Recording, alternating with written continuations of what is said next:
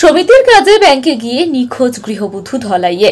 ধলাই থানা এলাকায় 18 টিলার নিজ বাড়ি থেকে SHG তথা সমিতির কাজে নরসিংপুর SBI ব্যাংকে গিয়ে নিখোঁজ হলেন 32 বছর বয়সী রিমা কৈরি। মঙ্গলবার সকালে বাড়িতে 5 বছরের পুত্র সন্তানকে রেখে সমিতির কাজে গিয়ে নিখোঁজের খবরে এলাকা জুড়ে চাঞ্চল্য বিরাজমান। এ নিয়ে বুধবার সকালে ধলাই থানার একটি নিখোঁজ সংক্রান্ত মামলা দায়ের করেছেন রিমা কৈকের স্বামী সন্তোষ কৈরি। কোনো ব্যক্তি যদি রিমার সন্ধান পেয়ে থাকেন তাহলে সন্তোষ কৈরির 8431512646 মোবাইল নম্বরে বা নিকটবর্তী পুলিশ স্টেশনে জানানোর জন্য অনুরোধ করেন সন্তোষ।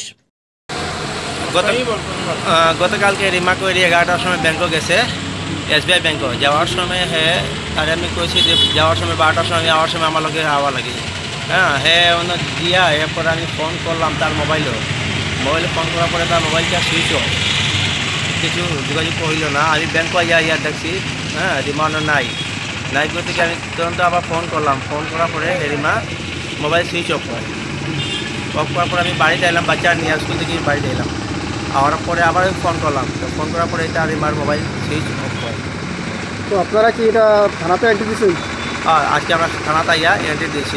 আমরা গত রাত্রে কালকে আমরা পঞ্চায়েতে মেম্বারে এটা জানাইছি। আপনার নাম কি? আমার নাম সন্তোষ কৈরি। আপনার স্ত্রী? আমার স্ত্রী। মানে কি কাজে ব্যাংকে যায় সবসময়? SHG গ্রুপও এটা মেম্বার আছে। SHG গ্রুপে সবে এটা কাগজপত্র নিয়ে কালকে জমা দেওয়ার লাগে গিয়েছে।